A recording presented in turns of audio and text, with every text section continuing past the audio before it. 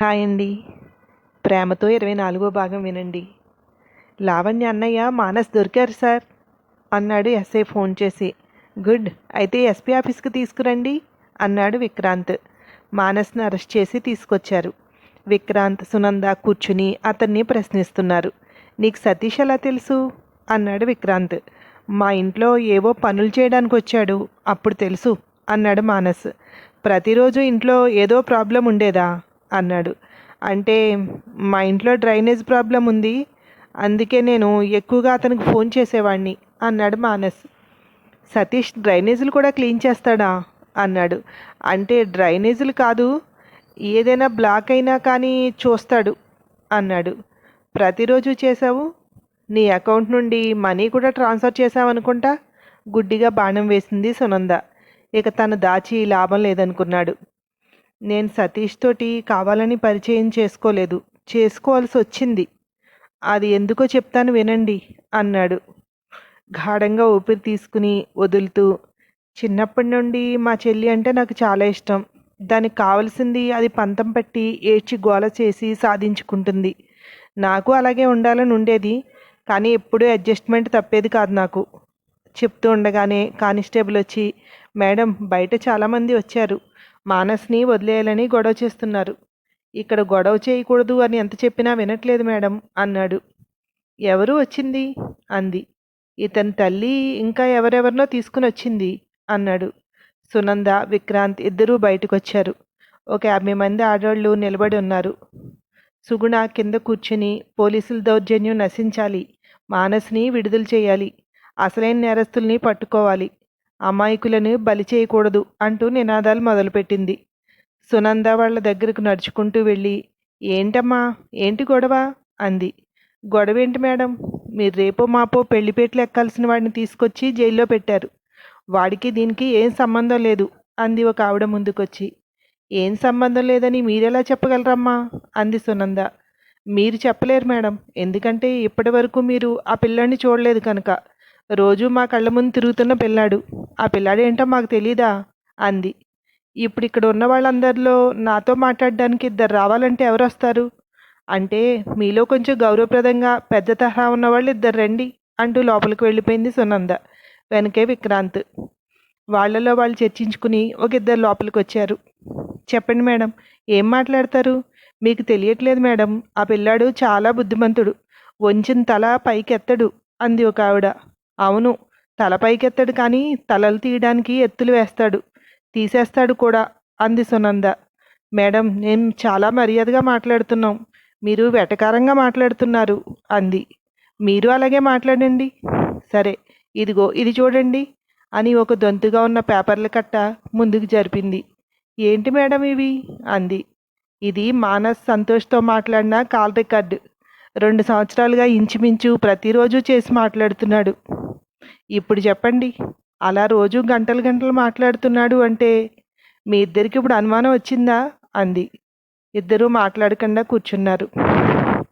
మిమ్మల్ని కేకేసి ఇలా లోపల కూర్చోబెట్టి చెప్పాల్సిన అవసరం నాకు లేదు, కానీ మీరు పెద్ద తరహా అంటే మీ ఇద్దరూ వచ్చారు కనుక చెప్తున్నాను. చూడండి, మీరు ఎవరికైనా మేలు చేయాలి అంటే అన్యాయంగా వాళ్ళ మీద కేసులు పెట్టి లోపల వేసే వాళ్ళ పక్షాన నిలబడండి. వచ్చే ముందు జెన్యూన్గా అడిగి తెలుసుకోండి, వాళ్ళు నిర్దోషులు అని మీకు నమ్మకం కలిగిన తర్వాత రండి. ఇలాంటి వాళ్ళకు కూడా వచ్చి మీ పరువు మీరు తీసుకోకండి అంది. సారీ మేడం, ఇదంతా మాకు తెలీదు, రోజూ చూస్తాం. ఏమో మేడం, మంచిగానే ఉంటాడు, ఎప్పుడూ ఎవరితోటి గొడవ పడ్డది కూడా లేదు, అందుకే మంచి పిల్లాడు అనుకున్నాం. ఈ ఫోన్ సంభాషణలు అవి మాకు తెలియదు మేడం అంది. అదే మీకు తెలియదనే నేను మిమ్మల్ని కూర్చోబెట్టి మాట్లాడాను. చెప్పండి వాళ్ళందరికీ, మీరు మర్యాదగా మాట్లాడినట్టే మేం కూడా మర్యాదగానే లోపలికి పిలిచి కూర్చోబెట్టి మాట్లాడాం. ఇంకా ఎక్కువసేపు మీరు ఇక్కడే ఉంటే పోలీసులు ఏం చేస్తారో మీకు చెప్పక్కర్లేదు అనుకుంటా. తొందరగా ఆ ప్లేస్ అంతా ఖాళీ చేయండి అని చెప్పింది వార్నింగ్లా సునంద. వాళ్ళిద్దరూ లేచి బయటకు వచ్చేశారు. అందరూ ఏం చెప్పారు అన్నట్టు చుట్టూ మూగేశారు. చెప్పడానికి ఏముంది, వీడు 2 సంవత్సరాలుగా చచ్చిపోయిన అబ్బాయితో మాట్లాడుతూ ఉన్నాడట, ఏవో గొడవలు కూడా పడ్డాడట, అందుకే ఈ పిల్లాడే చంపేసి ఉంటాడు మనం దీంట్లో దూరితే మనల్ని కూడా లోపల పడేస్తారు. నడవండి నడవండి అంది. అందరూ వెళ్ళిపోతున్నారు. సుగుణ మాత్రం అక్కడే కూర్చుని ఉండిపోయింది. ఏమ్మా, మీకు సెపరేట్గా చెప్పాలా? వెళ్ళండి వెళ్ళండి అన్నాడు అక్కడున్న కానిస్టేబుల్. లేచి ఏడ్చుకుంటూ ఇంటి దారి పట్టింది. సునంద, విక్రాంత్ ఇద్దరూ మళ్ళీ మానస్ దగ్గరికి వచ్చి కూర్చున్నారు. అతను చెప్పడం మొదలుపెట్టాడు. తను సిటీ కాలేజీలో జాయిన్ అవుతాను అన్నప్పుడు కూడా నాన్న వద్దని చెప్పారు. కానీ అది మొండిగా చెయ్యి కోసేసుకుంది. అంత తెగింపు. అంత తెగింపు అంటే అసలు ఎవరి వల్ల కాదు, అంత మొండిది. అది కాలేజీలో జాయిన్ అయ్యాక ఎప్పుడైనా సెలవులకు వచ్చినా ఒక్కరోజు 2 రోజులే ఉండేది. ఎప్పుడు సెలవులు అయిపోతాయా అన్నట్టు వెళ్ళిపోయేది. ఎగ్జామ్స్ అవుతున్నప్పుడు ఫోన్ చేస్తే ఎగ్జామ్స్ అవుతున్నాయి అని చెప్పింది. ఇక ఆ తర్వాత ఫోన్ కానీ అసలు ఇంటికి రావడం కానీ లేదు. ఫోన్ స్విచ్ ఆఫ్లో ఉంది. ఒక్కోసారి రింగ్ అయ్యేది కానీ తీసేది కాదు. మేము చాలా కంగారు పడ్డాం. కాలేజీకి ఫోన్ చేసినా, హాస్టల్కి ఫోన్ చేసినా ఖాళీ చేసి వెళ్ళిపోయింది అని చెప్పారు. కాలేజ్ దగ్గరికి వెళ్ళి అక్కడ రిజిస్టర్లో తన ఫ్రెండ్ నెంబర్ తెలుసుకుని తన ఫ్రెండ్కి చేస్తే తను చెప్పింది ఇలా పెళ్లి చేసుకుంది అని. ఈ విషయం ఇంటికి వెళ్ళి చెప్పాలంటే నాకు భలే ఇంట్రెస్టింగ్గా అనిపించింది. వెళ్ళి చెప్పాక మాత్రం అమ్మ నాన్న బాధ చూస్తే చాలా బాధ అనిపించింది. అమ్మ అయితే వెళ్ళిపోయింది, ఎలాగూ వెళ్ళిపోయింది కదా, ఇంకెవరూ కల్పించుకోవద్దు, వెళ్ళవద్దు అంది. నాన్న మాత్రం వినలేదు. వాడు ఎలాంటి వాడో తెలీదు, దీన్ని ఏం చేస్తాడో, అది ఎలాంటి వాడిని చేసుకుందో తెలుసుకోవడం కన్న తండ్రిగా నా బాధ్యత. ఒక్కసారి మాట్లాడొస్తాను అని బయలుదేరారు. ఆయన ఒక్కరిని పంపించడం ఇష్టం లేక కూడా నేను కూడా బయలుదేరాను. నాన్న స్నేహితుడి ఇంటికి వెళ్ళాం. అక్కడ డీటెయిల్స్ అన్నీ చెప్తే వాళ్ళ అబ్బాయి మంచివాడే అన్నారు. నాన్న మొహం చూస్తే కొంచెం మనశ్శాంతిగానే ఉందనిపించింది. వెతుక్కుంటూ వెళ్ళాం. అక్కడ లావణ్య ప్రవర్తించిన తీరుకి ఎవరికైనా అసహ్యం వేస్తుంది. ఎంత ప్రేమిస్తే మాత్రం ఇంట్లో వాళ్ళకి కనీసం మాట్లాడడానికి కూడా అర్హులు కదా. ఒక్క మాట ఇలా ప్రేమిస్తున్నాను, పెళ్లి చేసుకుంటాను అని అడిగింది లేదు. ఇలా వెళ్ళిపోతున్నాను అని చెప్పింది లేదు. కాలేజీలో ఫీజులు కట్టడానికి మాత్రం ఫోన్లో రోజూ చేసేది. ఎప్పుడు లాస్ట్ డేట్ అంటే ఎప్పుడు కూడా 10 days ముందే లాస్ట్ డేట్ అని చెప్పేది. నాకు తెలిసినా నేను నాన్న వాళ్ళకి చెప్పలేకపోయాను. అష్ట కష్టాలు పడి ఆ ఫీజులు కట్టారు. అప్పుడు పనికొచ్చిన నాన్నని ఇలా పెళ్లి చేసుకోవడం తప్పు అని తిట్టడంతో కొట్టడం ఎంతవరకు కరెక్ట్?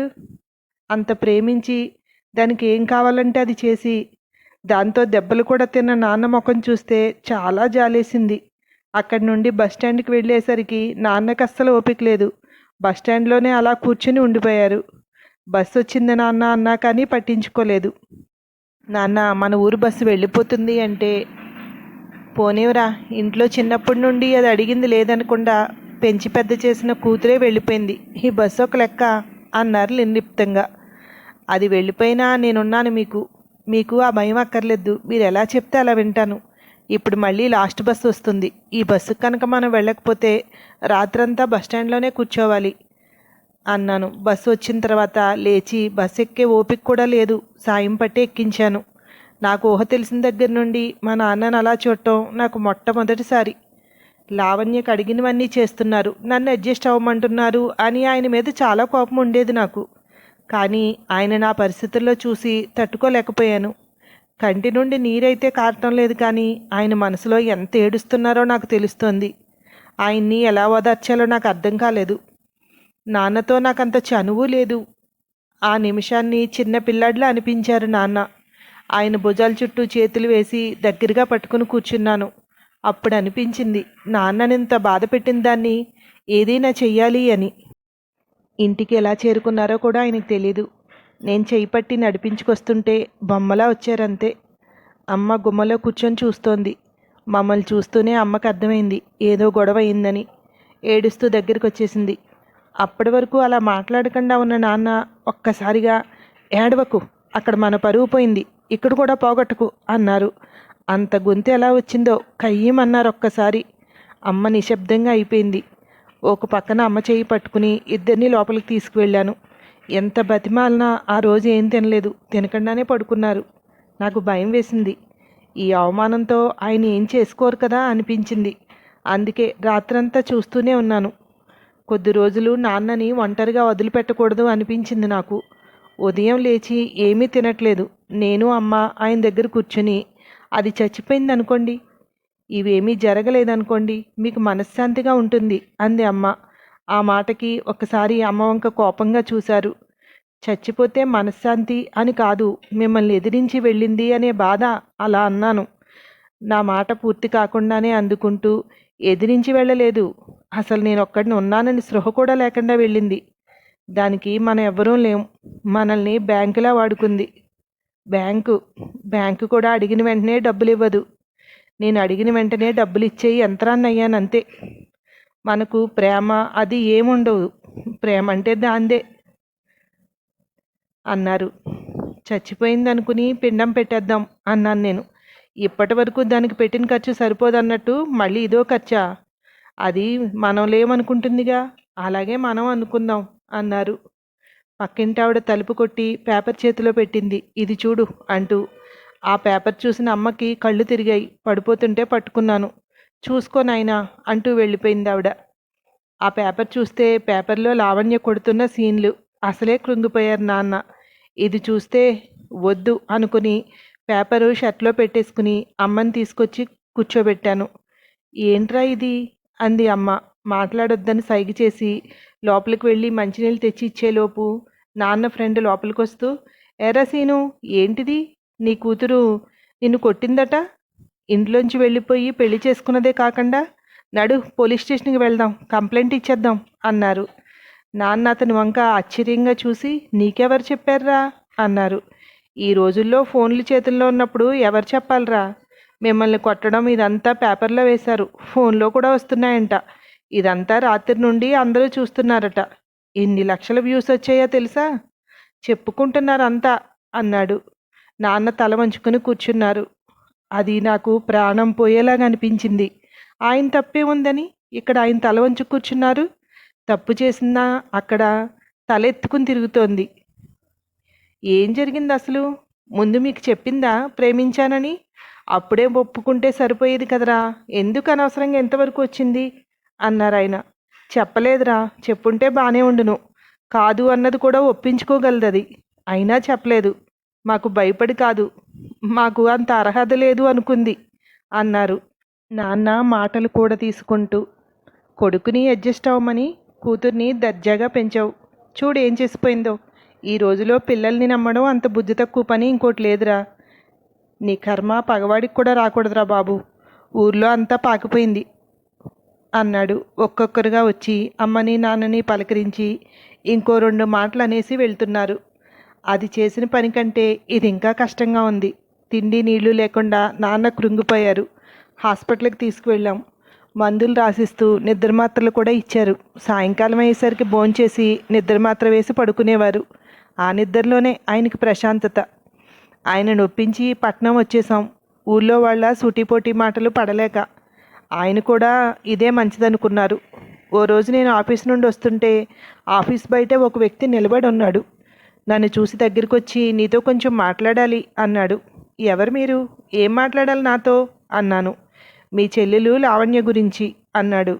నాకు చెల్లెలు ఎవరూ లేరు అంటూ ముందుకు వెళ్తుంటే, తప్పు చేసిన వాళ్ళు దర్జాగా బ్రతుకుతుంటే ఏ తప్పు చేయని మీరెందుకు దాక్కుని బ్రతకాలి? ఆ మాటతో వెళ్తున్న నేను ఆగాను. దగ్గరికి వచ్చి, ఏం మాట్లాడాలి చెప్పండి అన్నాను.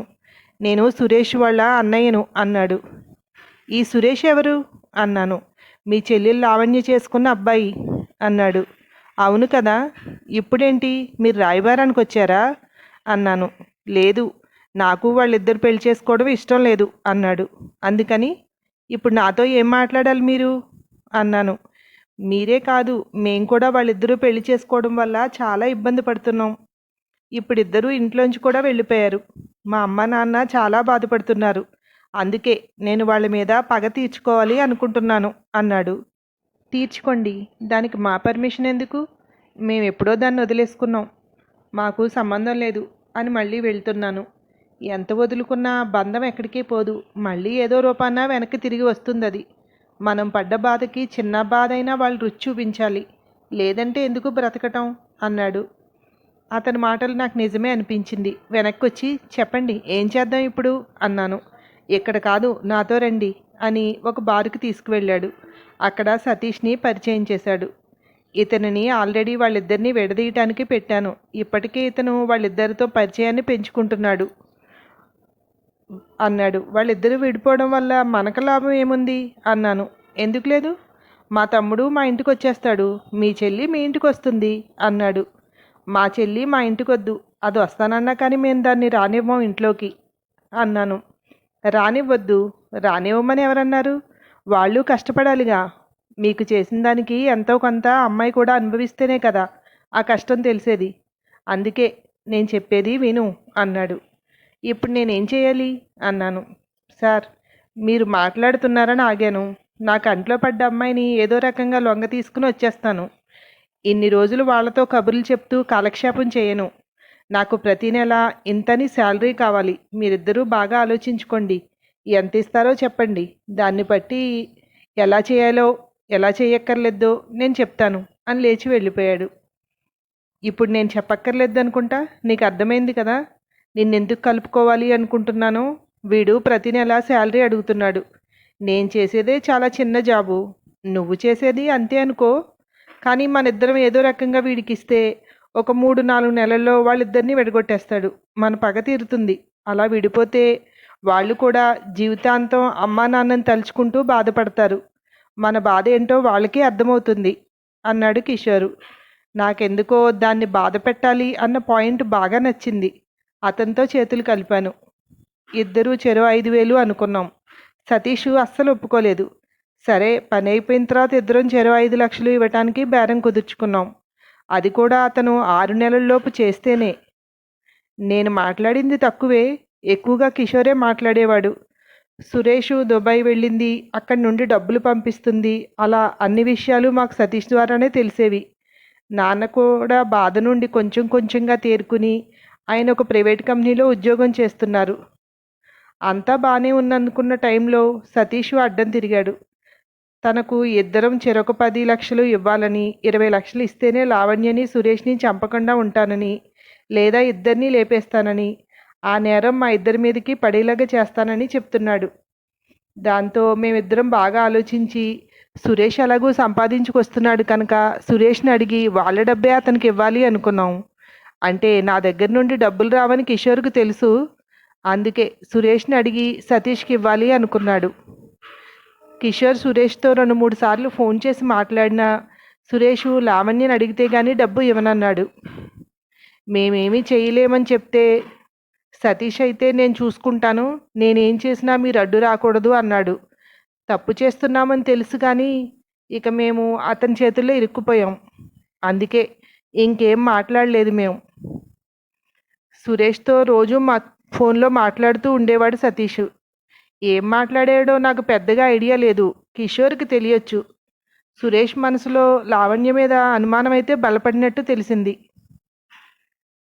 ఈరోజు ఇక్కడతో ఆపేస్తున్నాను. తర్వాత ఏమైందో మరో భాగంలో తెలుసుకుందరు కానీ. Thank you.